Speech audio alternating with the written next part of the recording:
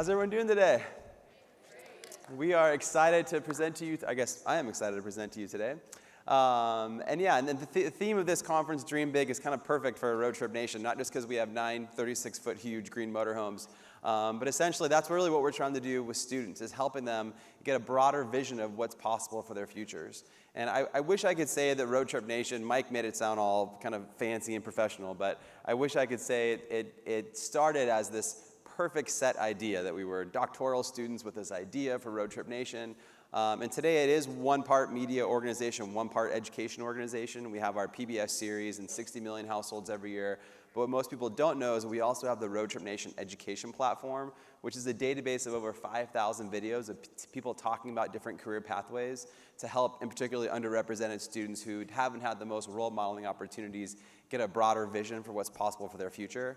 But all this started 15 years ago when me and 2 buddies in school really didn't know what we wanted to do with our lives, and probably had a similar experience as I'm sure some of you at some point. How many people took the Myers-Briggs test at one point to kind of help them figure out what they wanted to do? And this, disclaimer, this is an amazing tool. We use it at Roadtrip Nation. We have 96 employees now. Everyone goes through it every year. I am an INTJ, something like that. But as a career exploration tool, taking that when you're in school to say, go forth and do one thing. In my case, I think it was like engineer, something like that. So naturally, I majored in natural science in college, but realized pretty quick once I got into it that I had attention issues as a kid.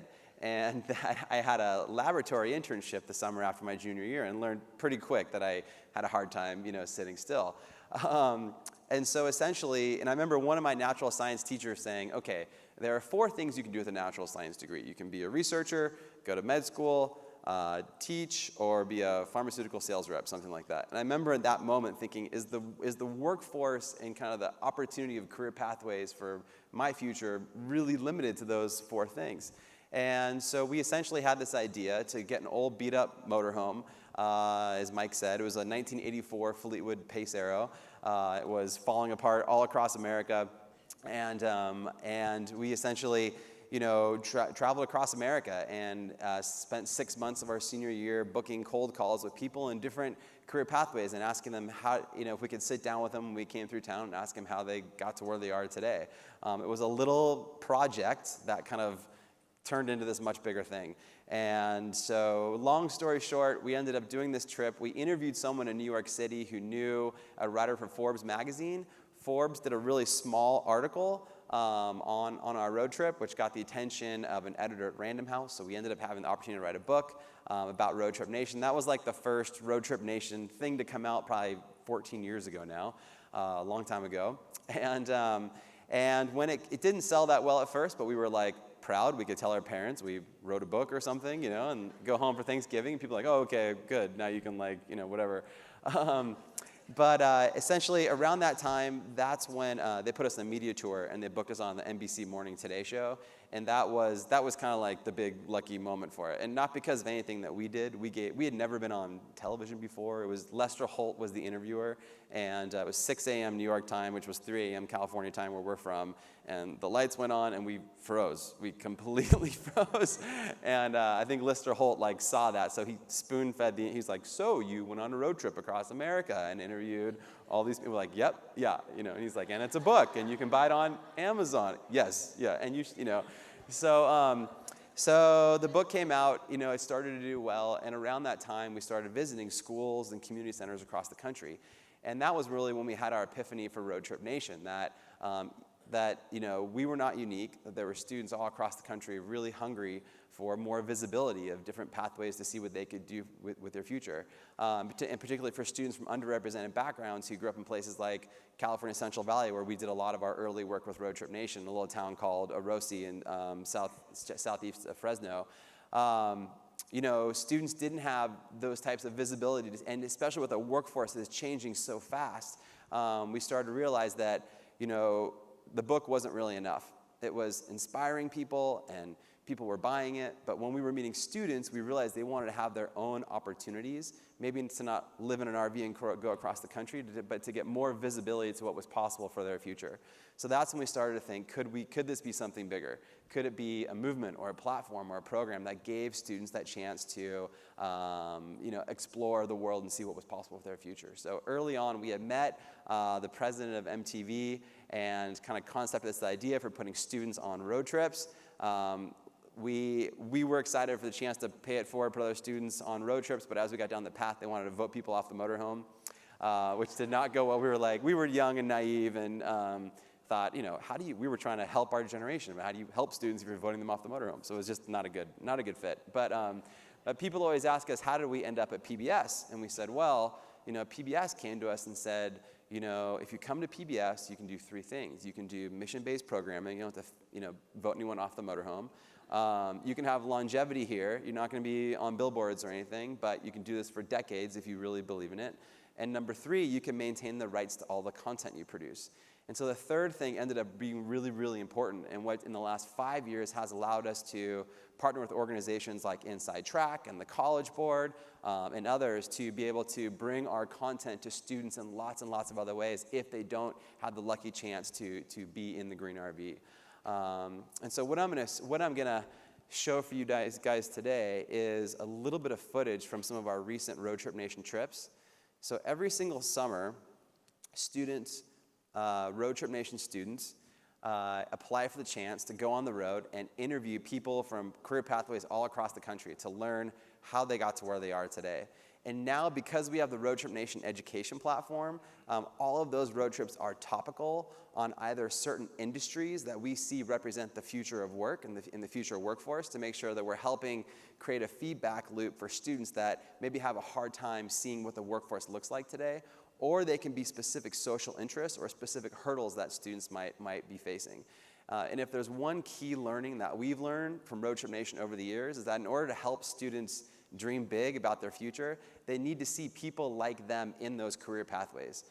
If I'm a young woman from California Central Valley thinking about being an engineer someday, I need to see other women in engineering across the country so that I get a sense of not only what's it like to be an engineer, but there are people like me in this field who came from where I came from, overcame the obstacles I had to overcome. And so because of that, we design all of these road trips topically. Last year we did a Women in Science road trip because we were hearing that enormously from students that it wasn't enough for them to just understand what careers in engineering are like. And so all of these road trips then feed back into the database. So one road trip I'm really excited to show you in particular is a new trip that is being released on PBS this week. It's all focused on first-generation college-going students. And I know a lot of you guys in the room are helping students from underrepresented backgrounds get broader visions for what they can do. So we partnered with the former First Lady Michelle Obama and her Reach Higher initiative to put 3 students on the road last summer. And they interviewed people all across America who were also the first in their families to go to college. And the neat thing about this is that not only was there the 1-hour film on PBS, as I'll show you just a snippet of that in a second, but all of these individual interviews of people in various career pathways, from people that work for the National Park Service to track athletes to assistant principal of Houston ISD here in Texas to Jeffrey Canada, share their stories of where they were at, not only when they're in their fancy careers today, but where they were at before they found their roads in life. And so I will show just a trailer here. I'm going to come back up. It blows my mind. I was like, here we are on the other side of the U.S., but, just 20 days ago, we were looking at huge skyscrapers.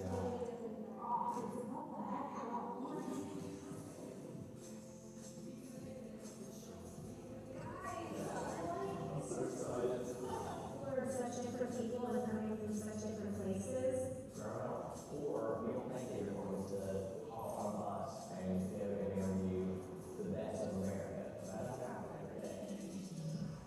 Nature is something I don't see a lot of in city life in New York. Meeting the people that have had diversity. And went on to college to do incredible things in our community, but also in our own life. We have the one and only Michelle Obama. It's really amazing. It's really good. I'm going to be a freshman in college next year. Growing up, it was not easy to get into college. I had a lot of things that were put in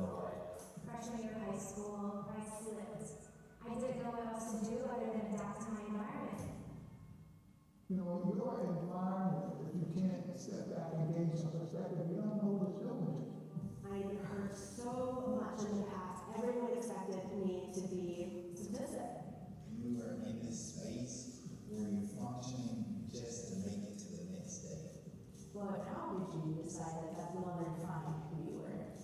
I wasn't expecting such a story. So real.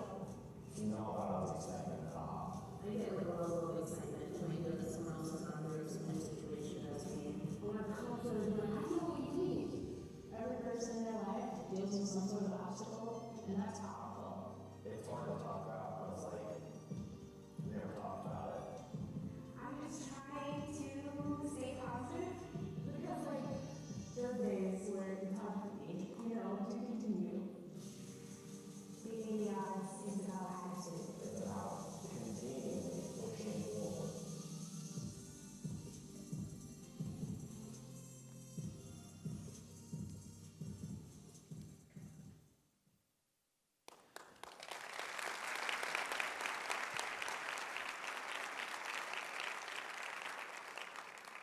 So that is a little quick sneak peek. And yeah, we're really excited about that. So that is, you're one of the first people to actually really see that. And it is going to be debuting on PBS this month, but more importantly, whenever we shoot content on a road trip, we're post-producing so much more content from that trip than just goes on PBS. And from an educational standpoint, we're feeding into the database so that the next generation of students that come to that archive can see people like them who overcome similar obstacles that they've had in that database. And so it's become really important for us as we think about helping students dream big for their futures. The theme for this conference is how do you give them a sense of all the different high growth opportunities that await students in the world today. And that's becoming more and more hard because the world keeps changing so much every year. Every year we go out, we have 9 huge green motorhomes. Only 4 are really operating at one time just for kind of rotating and maintenance purposes. But the workforce changes every summer. It's like, oh my gosh, there's a completely new thing. So how do you help students get visibility to that and map towards that? And so, one of the things is looking at what are some of those opportunities and industries, but helping them, again, see it through the lens of people who are like them in those pathways. So we did a road trip focused on computer science a couple of years ago.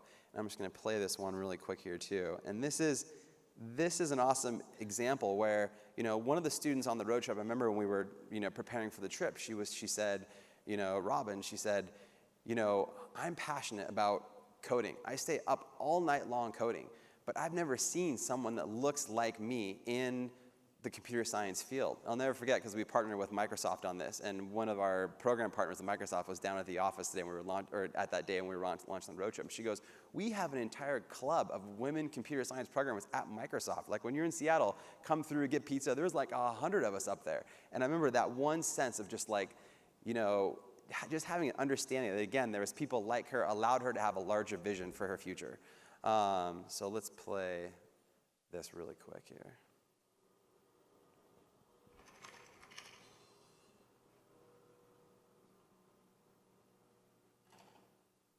I have this picture I love of me and all the other kids in my computer science class in high school. It's literally like all boys.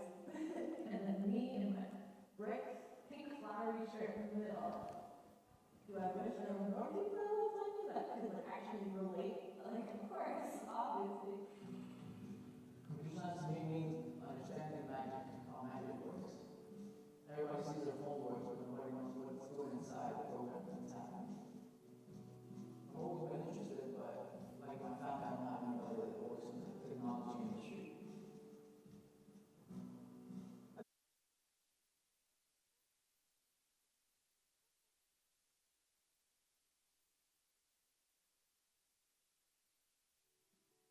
But I don't even know what the next step would be.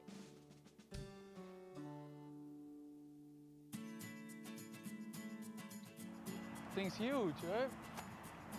Can't believe we're gonna be driving this big old thing.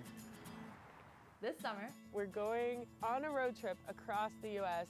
We're interviewing people who are successful, and they're minorities as well. we're underrepresented in computer science. What I hope for is a little bit of insight, just a little bit of advice that might change the way I think. I'm hoping to develop even more of like a passion for computer science and also like a confidence in what I'm doing. You can follow the traditional routes and you can get traditional responses. Or you can be bold, you can be brave, and you can be brilliant. Choose your road. Listen to what speaks to you. All your accomplishments and all your failures, get them, embrace them both, but don't let them define you, because you're going to define your own happiness and your own success.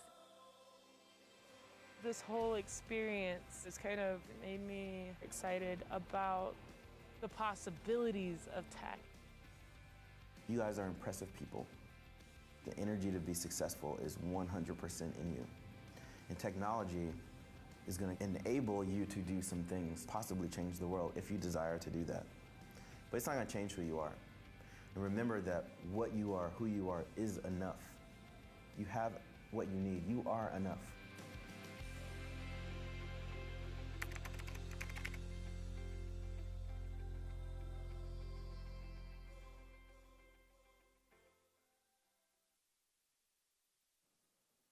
So last year we did 12 of these road trips. And the neat thing about that is that we were able to go deep on a number of different industries like cybersecurity, tech, the future of design with Autodesk. But we also did so many different social interests and issues that students face with. We did a veterans road trip for returning service members. We did a we did a road trip focused on students with learning and attention issues, where they interviewed people in career pathways all across America that had learning and attention issues. And for example, a lot of entrepreneurs have learning and attention issues, and and they call it a learning difference, because then it's not just necessarily something that might make you not good for being an engineer or biologist, but it actually makes you actually kind of good at like building stuff like organizations on road trips or something like that, which is what I now tell my parents. But we also did a road trip focused on dreamers, DACA students. We had 3 DACA students in the RV last year, road tripping around America, interviewing people who are first-generation Americans as well, talking about their pathways as they were first-generation Americans. And so all of this content together, we had a really reflective moment about 4 or 5 years ago where we realized that we could never put every student in America in a motorhome to go across the country. And it made us be just kind of pause for a second and say, what is our mission? And we realized that our mission was to not just put students on road trips. That was always more a means to an end. Our mission was to give them more visibility to what the workforce looks like today, and empower them to define their own roads in life. And we started to think, are there different ways by which we can do that? And so around that time, we had built up about a 35-person production studio that was mostly working on our PBS work. But we thought if we could refocus some of that capacity and build out what is today the Roadtrip Nation Interview Archive database, that could be a destination where any student could come from any part of the country to get more visibility to what was possible for their future. And so we spent about 5 years in very stubborn post-production, going through all of our road trips and essentially building what is today the Roadtrip Nation Interview Archive database. So even if a student is not lucky enough to live in the motorhome for a summer, and even if the students that were on the RVs want to see the outcomes of 15 years of all of these trips, this is almost like a little slice of what the world and what opportunities look like today for students from all walks of life. There are 5,000 videos in this database. So this was a massive 5-year project. And the neat thing about this is that it wasn't just about scale of the content, which is important, but all of these interviews were conducted by students. And so what we've seen is core to the Roadtrip Nation model that we didn't really realize how important at the time, but it wasn't about having a journalist in the motorhome interviewing people about careers. It's all students asking questions of people in career pathways about their journeys through life. And what you get from that is you get people talking truthfully and openly and honestly about their personal journeys. And especially in this age of social media that we all live in, with high student anxiety, people are whitewashing their lives and showing just the perfect parts of their life. Like, I'm sure if we looked at all of our LinkedIn profiles here, it's like, oh, I've had the perfect career trajectory. I'm manager of this, or educator of this, or vice principal of this. But the reality is that we all started in a pretty groveling place, I'm sure, working a couple jobs, waiting tables, paying off student loans, but none of that is broadcasted to students. So it shouldn't be surprising that students have high anxiety about what they're going to do with their life, because they think that they have to have it perfectly figured out or else they're completely screwed. And so what we really try to focus on with this content is that people get real about their real personal journeys. And they talk about the early times, where they came from, their obstacles they overcome, the struggles they had to overcome. And that at scale and tagged based on all those themes and hurdles has become enormously important because then students can search based on themes that are relevant to them. So for example, you can look at someone like Jewel Burks. I love this one. Social entrepreneur, started this company called PartPick. Let's just watch a little snippet of this. There were definitely days where I thought, I don't know how I got here. Why am I here? You start to think, second guess yourself and your skills. And in entrepreneurship, it can get extremely depressing sometimes, raising money and how that was really challenging, and it continues to be a challenge. It's hard to get told no 100 times. It's like, well, is it me? You start to question yourself. So a big part of it for me has been to just know who I am. And it doesn't matter what anyone else is saying about me, it is something that I can do. So she's an engineer/entrepreneur, but you can look at the long form interview, but also all this shorter form thematic content that's been tagged in lots of different ways.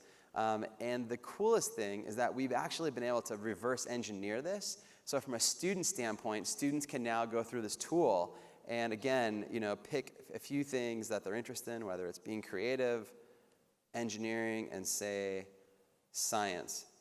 And a student can look through this lens of things that matter to them along multiple dimensions and get a sense of, helping them think big and have a broader sense of people like them with similar interests.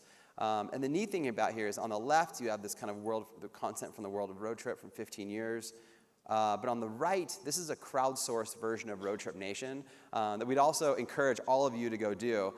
We had a partnership with the Gates Foundation a few years back where they said, can we leverage technology to essentially crowdsource Roadtrip Nation? And it was an interesting experiment because, could we inspire people who are in their career pathways today, like all of you guys, to come to essentially a digital storytelling platform, and even if the road trip doesn't come to you and visit your community and put you in the PBS series, would adults be willing to share their stories and kind of pay it forward to the next generation? And so for the last 3 years, we've undergone this massive campaign to kind of inspire adults to come to a new site we've launched called shareyourroad.com, where essentially people can come to share their stories. And so here's an example. Here's Adriana Ocampo. She never was interviewed by the Green Motorhome, but she came to Share Your Road, uploaded her story. And in terms of like the honest storytelling part about being truthful about not only her LinkedIn life, but like her, her actual journey. Here's her 3 circles: being creative, science, engineering. She works for NASA on the New Frontiers program. When she was young, her parents immigrated from Colombia to Argentina, then to Pasadena. Even as a child, I loved to go onto my roof and look at points of light in the sky. I ended up writing a letter addressed only to NASA. It's made its way where they wrote back. NASA sent me some Apollo 11 paraphernalia that crystallized my interest in space exploration. But in school, I wasn't encouraged to go to the sciences. Only boys could go to technical schools. We hear that all the time, as I said before. That's why we did the Women in Science road trip. When we eventually moved to America, my first question was, ¿Dónde está NASA? Luckily, my Pasadena high school gave me the opportunity to intern at NASA's Jet Propulsion Laboratory. 35 years later, I'm still working for NASA. Anything is possible. So you're getting into I love this story. I've never even met her, and this is the neat thing about this is that when you have when you set the table for people talking honestly about their personal journeys, it's not only a sense of catharsis, I think, for the people that are sharing their stories, but from a student standpoint, they get a sense of, okay, like, there's hope for me. There are people out there that overcame obstacles, that immigrated here from South America, and here's how they overcame it. And so we've been trying to tag that as specifically as possible. So in this database, you can see that she's first gen, and she's a woman in science. So in the back-end database, you can see that. So you can see in the future, we can actually surround students with examples of powerful stories of people like them who came from where they came from and are doing what they're doing today. So I guess that's really our message for everyone, is that just to essentially believe in the power of people's personal stories, and that everyone's story matters, and that for students, to help them dream big and give them a broader vision for their future, giving them the chance to see people like them in career pathways, so that they can get a sense of not only visibility into specific careers, of course, in colleges and all that, but also a sense of, I can do this. There are people out there like me who came from where I came from, that overcame the obstacles that I overcame, because I'm sure there's lots of people in this audience. So thank you, and I'll be around for a little bit too. So.